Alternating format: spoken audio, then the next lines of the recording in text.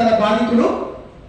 ఇగో అసలైన మధు దగ్గర పనిచేసిన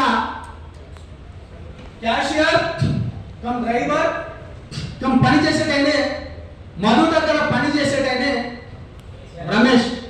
అదేవిధంగా బాధితులు ఎవరైతే ఉన్నారో ఇంకో మిత్రుడు రమేష్. ఇగో ఇక్కడి నుంచి వచ్చిన నా అమ్మ శిల్పా గారు, ఇగో అక్కడి నుంచి వచ్చిన వీళ్ళందరూ మీరు ఒకసారి నిలబడండి. మీరు బాధితులు, ఓన్లీ బాధితులు నిలబడండి. వీళ్ళందరూ మీరు ఎక్కడ ఎక్కడ ఎక్కడ ఇన్ని రోజులని మీరు చెప్పింది కదా, ఎక్కడ ఎక్కడ ఉంది కదా, వీళ్ళందరూ బాధితులు కదా. అడిగేటోళ్ళు నీకు నేను చెప్తున్నా. ఇక మంగ్లీ గారి గురించి వస్తాను. మంగ్లీ గారి గురించి నేను పదే చెప్పాను. మంగ్లీ గారికి దీనికి సంబంధం లేదనేది ఒకసారి ఈ ఆడియో కూడా వినండి.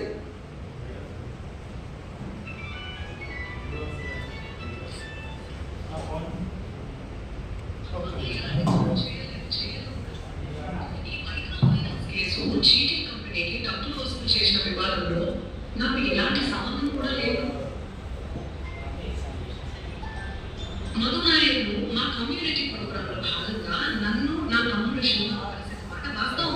కానీ అతను చేసే వ్యాపార వ్యవహారాలు అతని వ్యక్తిగత జీవితానికి సంబంధించినటువంటి సమాచారం. ఇది మంగ్లీ గారు రిలీజ్ చేసిన రెండో వీడియో. నేను ప్రధానంగా మంగ్లీ గారు నాకు కాల్ చేయడం, దాని తర్వాత తనకు మద్దతుగా ఇవ్వడం, బాధితుల పక్షాన నేను నిలబడడం